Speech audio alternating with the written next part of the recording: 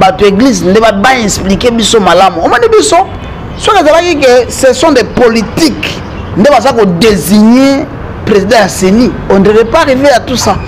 Mais les loyaux, ce sont les gens de l'église qui amènent cette confusion. Et aujourd'hui, il y a des morts. Mais Moutouana, ceux qui vont monaï qui a ça mabé, ceux qui bino boboya qui est, ceux qui boboya qui a ça na moralité na eza malamute. Il a fallu que bon retenir candidature n'a été. Qui a présidé d'abord la réunion le premier jour. Votre église va faire ça bisoté. Le deuxième jour, qui a présidé la réunion? Qui a organisé les Nan a proposé réforme. Réforme, c'est que loi électorale les alliés, composition les alliés, mais biso de la proposition yangoyo, on dépose à l'Assemblée nationale, on dépose au bureau de l'Assemblée nationale. Qui a proposé? Est-ce qu'il y a un cash? Est-ce qu'il y a un député Moko Yabiso? Il y a une proposition de réforme à Seni. Est-ce qu'il y a un FCC? Il y a un député Oyo, il y a une réforme à Seni. Soit il y a un député indépendant, soit il y a un député à la Mouka. Est-ce qu'il y a quelqu'un? Il y a une réforme à l'objet. Voilà la modification de la loi électorale. Yangoyo, moi je propose déjà ça.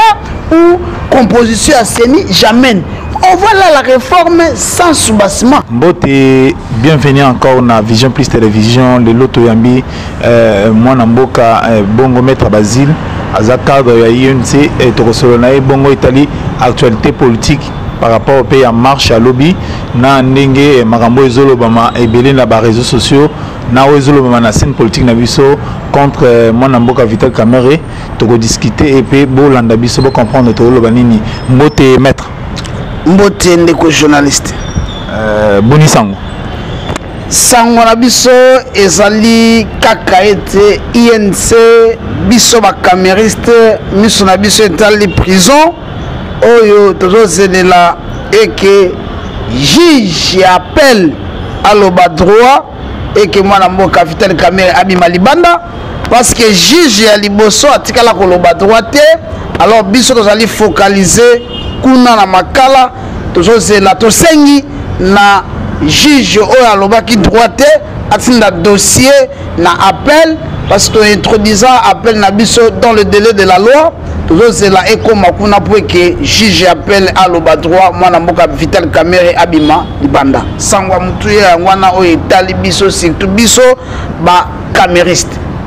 Bon, qui n'a pas expliqué, mais lobby marche, c'est là qui peut contester candidature Yandego Malonda, ou Azali Bongo, mon remplaçant Yandego Nanga na kati ya institution ya Seni Oiza, Seniza, institution Oiza liée na Makamwatali Maponami, marche, il y a parti au pouvoir, au Binoboza allié, et Salamaki lobby, mais biso en tant que Bapanzi Sango, tout le monde qui drapeau, il y a UNC na kati ya marche na po, drapeau, il y a parti allié, c'est là qui n'a pas on a biso ya la monka tout monde qui bango mais UNC tout monde qui vinoté et ça comme ça là que pour moi na mboka Vital Kamere za na prison ni la monka marche drapeau jusque là tu comprends problème oyo ezali problème ya société civile tozali na mboka oyo ya biso ya Congo tozali na 8 confessions religieuses oyo ezali reconnues na mboka na biso.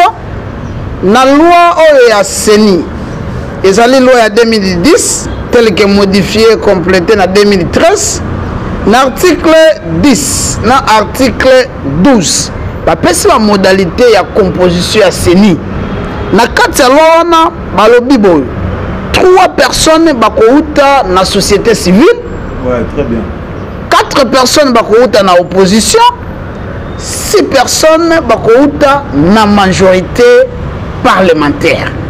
Alors, biso dans la carte majorité parlementaire, il faut te préparer 6 personnes à biso.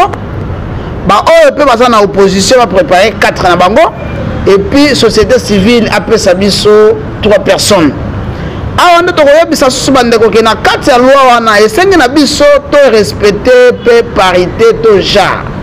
Na carte na biso na 6 ba délégué au biso de kotinda ba si pe bazala na carte opposition peut atteindre la paix basi na liste na bango o ya 4 mais question ezali awa ezali question ya batute ezali question ya ba institution par rapport au fonctionnement ya Seni et sengi était mutu oya kozala président ya Seni bapona ye et pas bandeko oyo bakambaka église.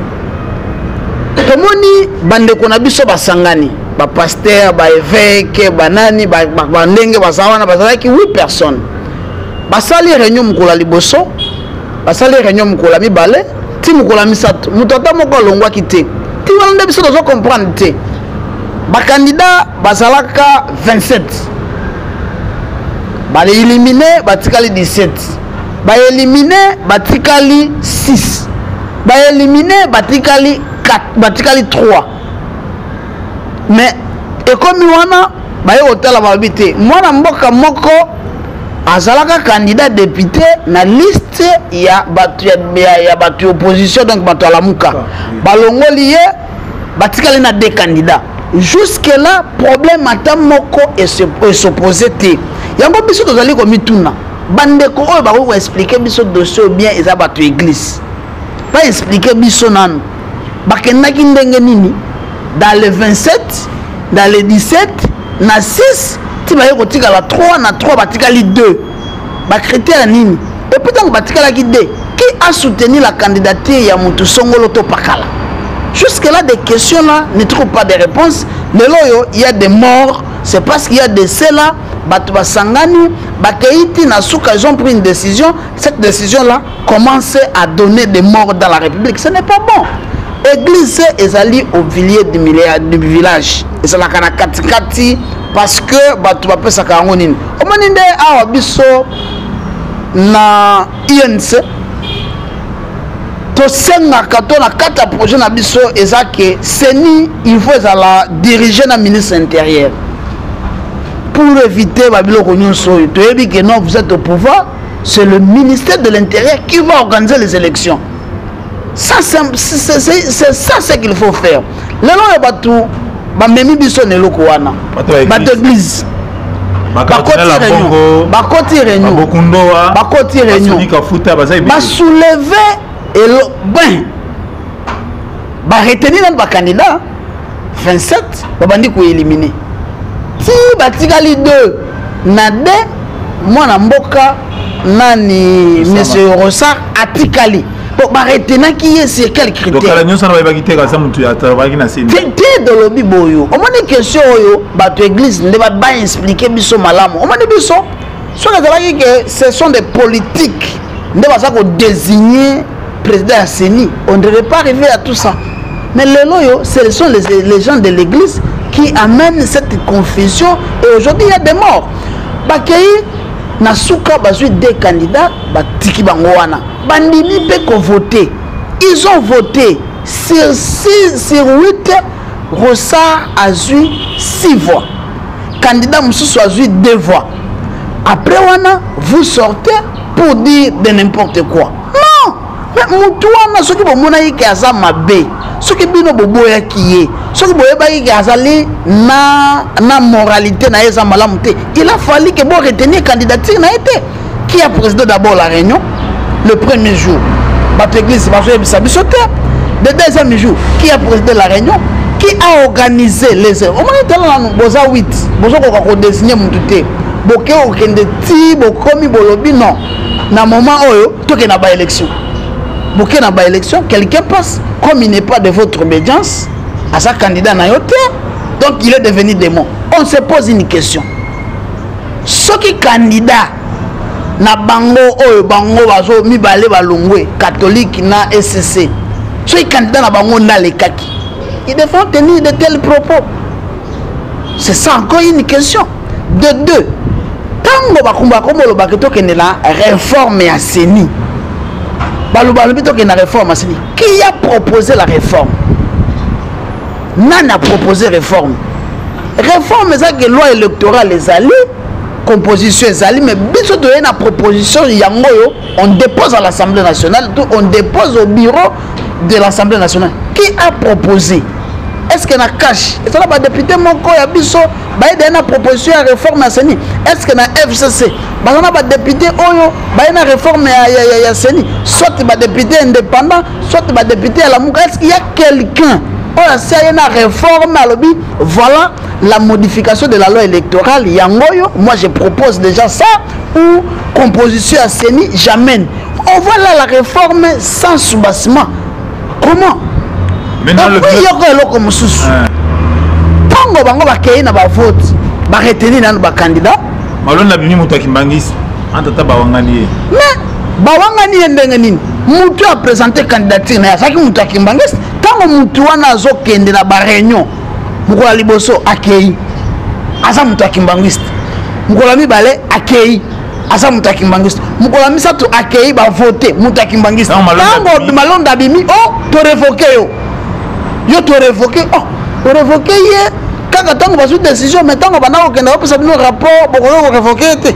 la nde tozomona keno église nde etye biso na mbutumbutu oyo yango biso tozosenga CENI wana pousse nasengi na badepute amenez-nous une loi une proposition de loi oyo ezosala keno CENI ezala organisé baponami ezala organisé par ministre intérieur olie bamemaka biso na baéglise parce que les gens de l'église nous ont montré des faiblesses. Non, ils nous ont montré des faiblesses. Crédibilité c'est trop bien. Balakisi biso ba faiblesse mais belé. Bango moko bandima ki bakina na maponami. Lelo bakomo lo bakeno il faut baya na réforme. Mais vous vous contredisez parce que vous avez accepté d'aller au vote. Vous avez pris une décision. Na mito bolobi non, décision n'est pas mabé. Il faut donc dans nos réformes. Nous demandons qui a la proposition de la réforme. Est-ce que ça puisque nous avons remarqué l'autre réforme réforme en gros est basée sur quoi la question il faut tout expliquer peuple la question il faut tout éclairer peuple et ça te tombe tout na boulou yeke bon c'est une réforme à quel point il y a composition à CENI si c'est bon comme la constitution dit que non institution CENI et Zaliwana pour organiser ma ponami mais il faut qu'on se recorde ça la révision constitutionnelle il faut pas réviser la constitution si cette question est que CENI bateau il faut ma ponami fait organiser le ministère intérieur au lieu de CENI parce que CENI est démontré biso va montrer biso ba limite si ba point belé tout ce qui sa question on a que ba na pouvoir bazwaka mbano tom pifo ya ko organiser maponami par rapport au ministère intérieur yango tomona na ba mboke belé ezande bongo olia ko bomisa ka batu olia ko sala nini si ni réforme encore qu'il faut introduire ba ça ba proposition et ça biso malam lelo église est comme na de langage bango batu sonika futa langage naé batu église catholique pe langage na bango yamana de langage comme divers belé ouais batu ba yoko so bon batu ba yoko nazo défendre l'église té nazo la kisa ba faille na ba faiblesse oyo et même biso na makambo nyoso bon ça qui na élection il a participé ba réunion bana ko se tenir les réunions, c'est ça s'est tenu. C'est ça, c'est là ils étaient tous, ils ont participé le premier jour jusqu'au dernier jour, jusqu'aux élections. Qui a proposé qu'il y ait élection? Ce sont eux qui ont proposé qu'il y ait élection. Ils ont éliminé d'autres candidats sur quels critères? Alors, les loyaux, Bartika, Koché, la Bissombutu, il y a un peu de senga que normalement, la réforme. Ce qui va la réforme, c'est la loi électorale. Il y a Dengue Bandeko, il faut pas auditer Bango. Après, il faut pas revoir moi qui va auditer? Qui audite la CENI? C'est les gens qui vont marcher ou ce sont les gens de l'église ou c'est l'Assemblée nationale? Mais à l'Assemblée nationale, il y a des députés. Il faut pas interpeller le président. Le président de la CENI, il a le devoir de répondre devant les élus. Ceux qui sont incapables de répondre à la question, il doit les traduire en justice. Et que c'est ça, mais chose qui n'est pas encore faite. Normalement. L'un des recommandations, mon réforme. Non! Ça, c'est la loi. La loi, c'est la CENI a déjà déterminé. Ça, c'est déjà rapport. Il y a ma CENI. Ça est où? Il faut pas inscrire question en ordre du jour et que de façon que non, va traiter en gros. Et ce qui va traiter en gros, il va que non, faille et zali, place telle, place songolo. À ce jour, au biso de lobby, nous ne pouvons plus faire le débat sur les hommes. Nous devons faire le débat sur les idées et sur des propositions. On propose quoi? Lelo malonda soka ki. la personne qui va venir, il aura la bénédiction de tout le monde. Président Malumalu, contesté par les gens de l'église catholique. Ngoyi Mulunda, contesté. Nanga, contesté. On peut contester. Personne n'a besoin de culture si à tous les Congolais. Yango, bon, c'est que moi je me pose la question. Les gens sont sortis. Malonda est passé ou il n'est pas passé, il est parti ou il n'est pas parti. Ça c'est encore une question. Parce qu'il se pose encore plus. Dans la question, ils ont se poser la question ébélé. L'Assemblée nationale a sali Moussala, il faut à Sala. L'Assemblée nationale n'a pas été. C'était pas même les ordre du jour, l'Assemblée nationale a salé en Kachimni, les ordre du jour. Bon, quand il y a FCC.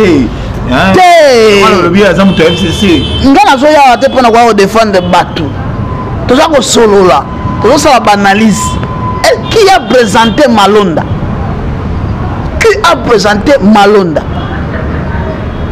C'est l'FCC ou c'est une église? Et si c'est cette église, qui a donné cette personne-là le pouvoir de désigner telle personne? Et lorsqu'il avait proposé Moutou Songolo, Ayebisaki Banane, et à Salakango, Ponanine, ce sont des questions. La question, c'est la question des églises. Bapé Sabiso, éclaircissement. Bino Bozaba Panzi Sango. Biso nous avons tika question na maboko église bon luka bomona Soni Kafuta bon luka bomona église na elobi. Non, ce sont des actes que nous condamnons. Église ezali ambassade. Balobi muta fota ki Malonda. Te kasi Malonda zwa ki 6 voix. Soni personne pas na yo. Oui. Malonda zwa ki bon parce que soki bo penser biloko Soni. Siko biloko mususu ya bato mususu 5 batikali. Bo penser ngo te. Ce n'est pas normal. Bah acte wana ndeto biso tozoboya. Église c'est ambassade. Si vous avez un problème place Songolo, bah qui m'a en église. Si vous avez des problèmes avec le Songolo, vous avez des problèmes avec l'église, c'est ça ma bé, ça l'épée, le kamalam, c'est ça bah acte biso to yuko sepelana yangote. Bah tuana bah sali musala. Ce que biso tozo tuna kaka église. Question est dans le niveau église. Parce que dans le comité au niveau il y a que majorité et bimisa 6 personnes à bango. Ton comité. Même pas de comité dans la question que non, opposition, après ça, 4 personnes à Bango. Et puis, société civile, il faut que ça peut des personnes. Bango ou Tawapi. Vous avez une question à Malonda. Bango ou Tawapi. Bon, tout le monde. FCC, tout ça planifié. Sony, il y a déjà là 50 000 tambola qui peuvent voter. Est-ce que vous avez des preuves? Vous avez des preuves. Est-ce que les élections et l'équipe bien tout en ilango po non le bail élection l'équipe bien bozali au moins bozali 8 mutazi 6 voix élection l'équipe bien tendine ce que bozali que non mutazi 8 sur 8 bobité wana to moins tricher mais vous êtes au nombre de 8 wana yeni c'est pour côté à Malonda tout ça la analyse est-ce que biso de désigner Malonda il ne sera pas désigné Malonda ce sont les gens de l'église. Et ils sont arrivés au bon à niveau. Comment? Bobandi na premier jour, réunion, deuxième jour, troisième jour, bokei, boboy consensus. Parce que là-bas nous parle de consensus. Boboy consensus, bokei pour initier vote. Boza 8, Moutouazui 6 voix. Bon, bokomo le bo azaya église telle té. Bon, Moutou église telle azaya ki wana. C'est lui qui a signé. Babengela biso mutu wana bo révoquer te révocation te babengela biso na mutu wana papa yo batindaki yo na seni na compte église na biso makambo nini yo sali mutu wana ifaye bisa biso bino baza batu ya bapanzi sango bo lukela biso mutu ba révoquer wana na église ya Malonda o présentant Malonda bo lukaye bo kaye qui avait donné le pouvoir bon otinda ye batindaki na seni pour azwa seke ndenga yaki wana yaki na candidat. Dès qu'on a dit que aux politiciens, Malonda a démissionné, culture on ne pas nabi sauté tout le monde. L'exemple na opeso na moni na magamomo utiko les gars mort ya George Floyd na kati ya États-Unis. Président numéro 1 à la police lorsqu'il y a eu des manifestations contre la police. numéro 1 la police a démissionné. Pourquoi biso africain culture parce que on a vu hier les gens plein dans la manifestation contre contre la candidature Yango na ebisi yo boyo. Il est pas démissionné. Nous sommes pas encore arrivés au moment de la démission. La démission c'est un acte personnel et puis un acte volontaire. On va pousser mon date démissionner, il faut y comprendre. Yango de lobby boyo. Biso do sali une église. Donc église. Oui, c'est la responsabilité.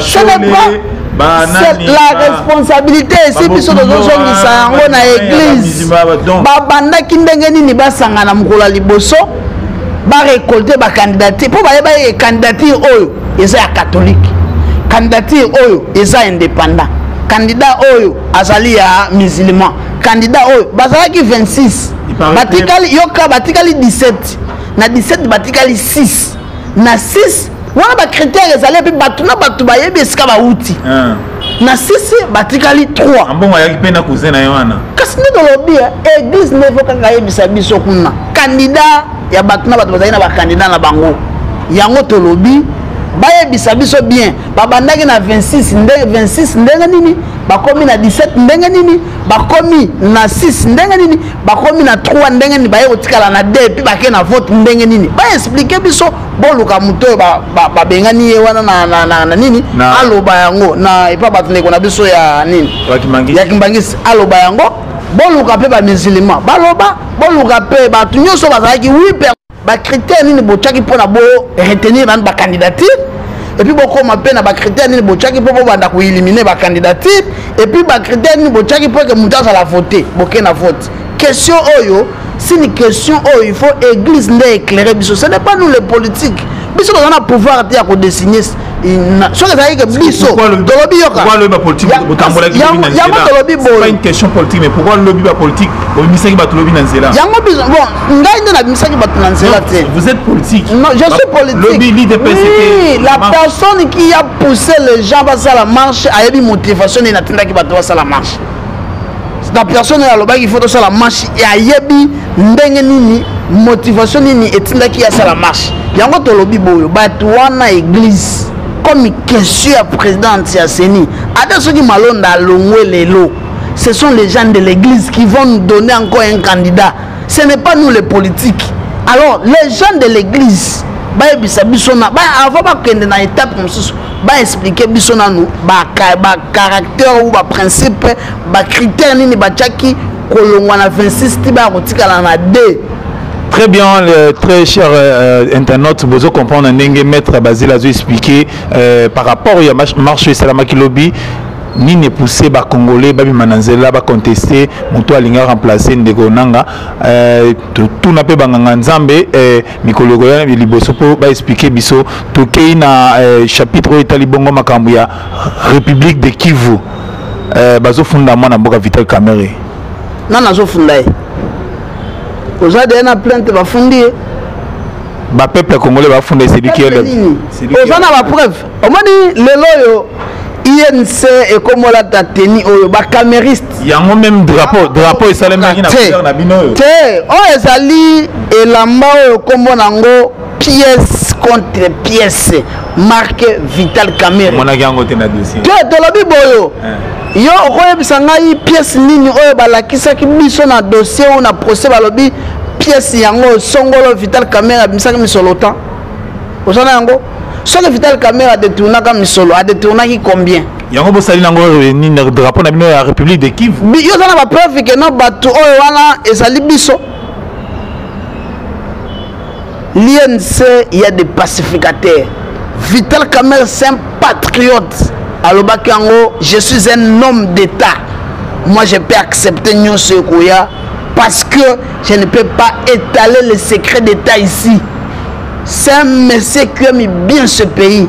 Nous ne sommes pas d'accord pour ça, pour de telles histoires. Donc, awa na mboka na biso eloko ya mabe il faut pas pesa ngo Vital Kamerhe ya malamu République de Dolobi boyo oh ya mabe il faut bolatisa ngo Vital Kamerhe ya malamu il faut bolatisa ngo bato mosusu c'est non c'est faux et archi faux botika kokotisa biso na biloko wana l'INC est préoccupé pour l'arrestation ya mwana mboka Vital Kamerhe ndenge bakotiye na boloko injustement tozali choqué makasi batu bamemi biso na justice moko ya politique po bazwa ba intérêt songolo bachango place tel babanda koloba no biso nde tosali boyo mwana mboka Vital Kamerhe azali ni de loin ni de près impliqué na biloko wana. Nous sommes pas là-bas et nous disons non à tels actes. Nous ne sommes pas d'accord avec ça. Et puis biso yo cautionner mabe ya mboka te. To yena changement na mboka na biso. Mais c'est même na Bukavu eloko ngo c'est même na Bukavu précisément na traité na mboka ya mwana Vital Kamerhe. Mboka na biso comme na mboka wana ya mwana mboka Vital Kamerhe comme na mwana mboka Vital Kamerhe abotama na Kivu eloko na pe bimelika na Kivu yango olobi esala ngo na mboka na ye na territoire na il est de Walungu eloko wana esami na Walungu esalami wana na ville ezala biso te toyebi yango te botika koya na biloko ya mabe bolatisaka yango INC ya malamu bolatisa yango bato mosusu lelo oyo awa na mboka na biso tomoni bakomokanga bafoto na baso de mouton mais so de mouton nde babanda kolobaki eza mabe moto aliaki mbongo eza Vital Kamerhe ntango akendaki kuna balobelaki makambo so de mouton awa nde na mboka batiaki makelele 15 millions bakangi mwana mboka Vital Kamerhe balobeli yango te omoni ke balukeli biso na bainfraction ya bana misala na infraction oyo ezalaka te baluki bacreye yango mpo balakisaki no mabe ezalaka na INC non tozoloba botika biloko wana INC azali préoccupé na dossier ya mwana mboka Vital Kamerhe oyo bakotisi na boloko injustement sans ba preuve sans ba pièce sans ba trace ni le montant exact pour la dossier songolo po basepelisa bato moko toyesaka bino ke dossier ya mwana mboka Vital Kamerhe eza politique bondimaki yango te lelo boye comprendre que non le dossier est purement politique pour satisfaire des intérêts politiques et bateau songolo tapakala mais tout le monde nous donne raison. Qui peut nous donner le montant exact que Vital Kamerhe a détourné?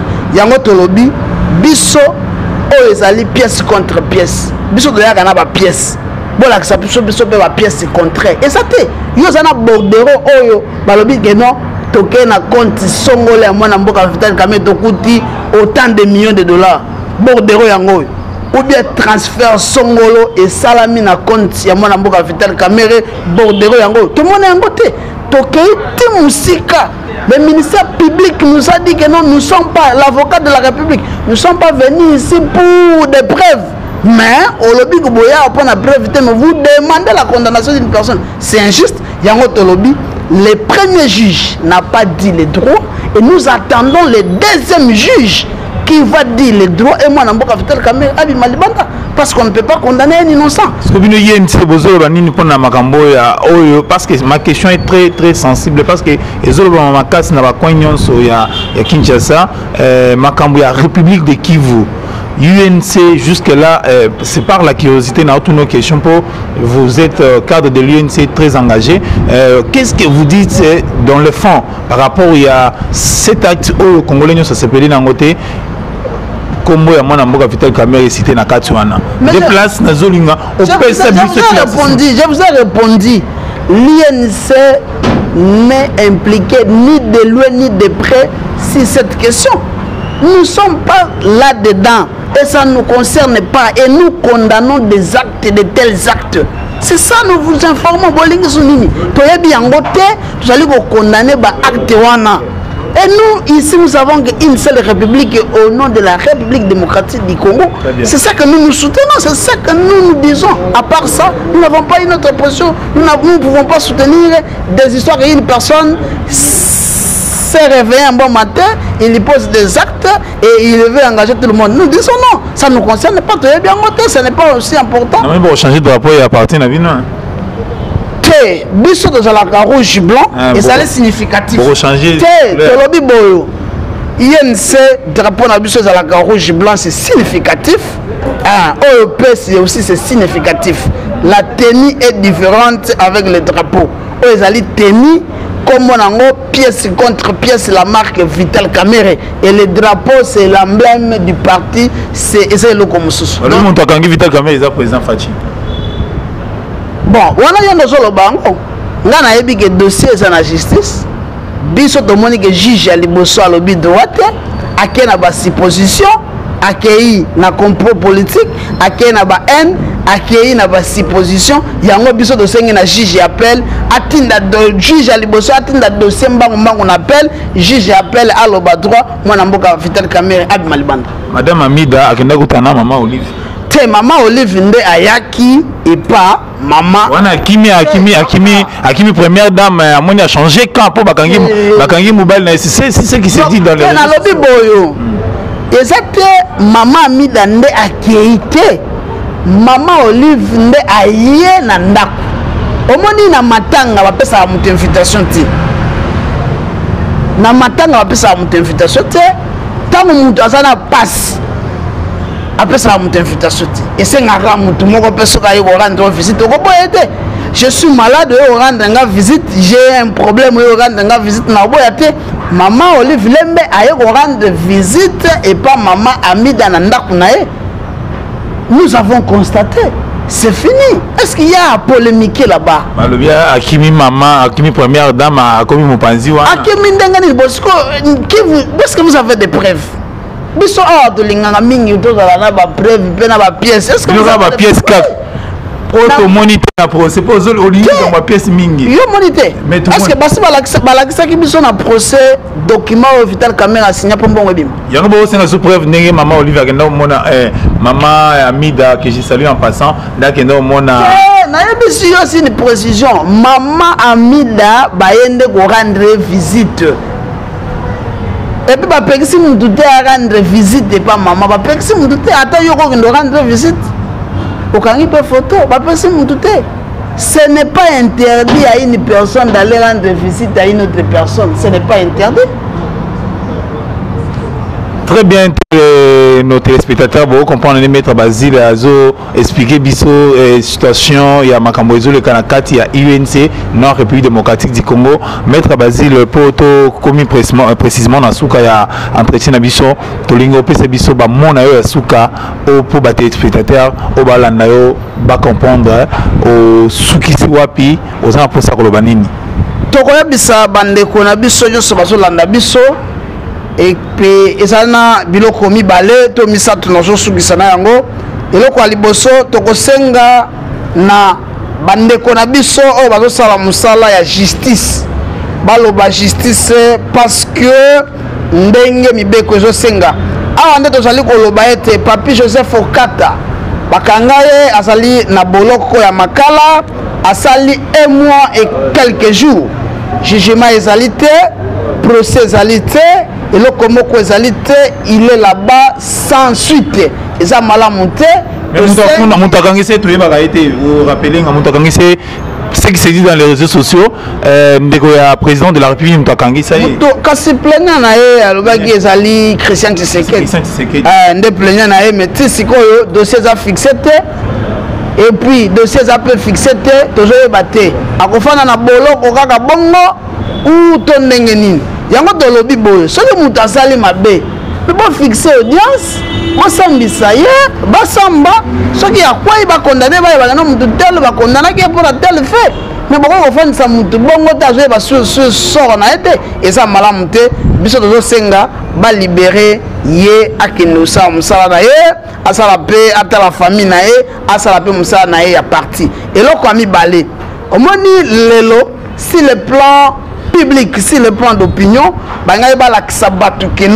c'est à l'INC où on peut trouver des gens qui n'aiment pas la République. Et moi, Vital Kamerhe, Aïba, 370 millions, on a procès, moi, Vital Kamerhe a transféré 9 millions, on a 4 procès, moi, Vital Kamerhe a signé un marché de gré à gré pour la Kebakisi. Il y a des médicaments, on a compte à 100 jours. Basalango, na procès, batikalo l'acceptation. Tout ça c'était pour diaboliser les gens pour battre mon la que non mon amboka Vital Kamerhe ndasa mutomabe. Et là comme sous, tokeye na audience. Si le lo battre tout na biso mituna, Vital Kamerhe a détourné combien et puis asalaki ndenge nini pour détourner question wana ezali na réponse te eza kotika mwa imbongrio na mitu ya bato yango biso tolobi tokondima injustice wana te mpona kosatisfaire baintérêt songolo to pakala awa susu nde tokolobake no bato bayembaka mama midande ayibi mbongo ifakende korépondre na parquet boye na boye akendaki na parquet alakisi bapreuve ya biloko na ye azonga na ndako aza na ndako problème eza te nyonso wana ezalaki kaka consommation publique balakisaka no kuna nde mabe ezalaka esika moko tolobi tozali na posa susu ya injustice wana te tolingi justice ya solo eloba esala mosala na yango biso tozosenga na juge ya appel a loba droit mwana mboka Vital Kamerhe abima libanda et puis peuple aza na posa na ye vraiment biso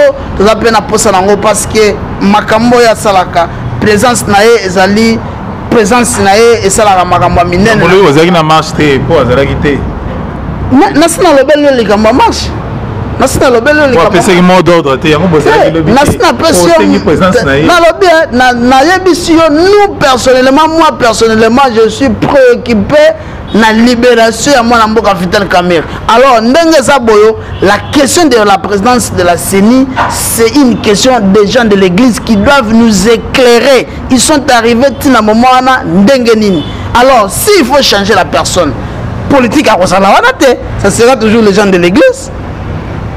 Très bien, les chers amis, partout Bozali na mokili mobimba na biki bolandi maître Basile ndenga expliquer makambo Italie et bongo marche à lobby a expliquer sous makambo drapeau et matagi kuna na Kivu et sala ki ba congolais nyonso mitema pasi po toyebi président moko asala na biso 32 ans marqué ba funda kaya sala boya atika pe biso na nzala mais atika pe biso kaka pe eloko moko etalemi bien na unité nationale yango ba peuple congolais bazo regretter pour notre rapport alimentation yango ndeko Basile azabongo cadre ya UNC a expliqué biso lisusu likambo etali visite ya mama Olive mwasi ya ancien chef de l'état akendaki kotala mama Aminda azabongo mwasi ya mwana mboka Vital Kamerhe azakuna na kati ya boloko a expliqué biso ma union swana bo comprendre ye bolandi ye boyoki esikani nyalobi ndeko Basile mo ya ko Césari tozali awa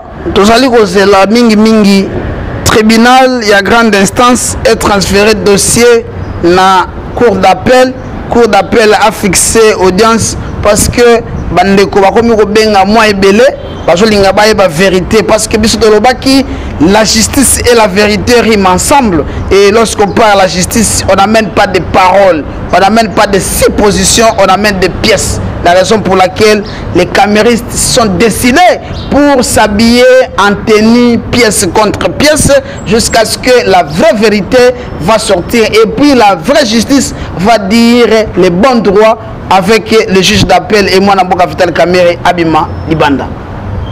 Ngai na bino tokotani mokolo mosusu soki nzambe azongi te tokozalaka na bino. Merci beaucoup.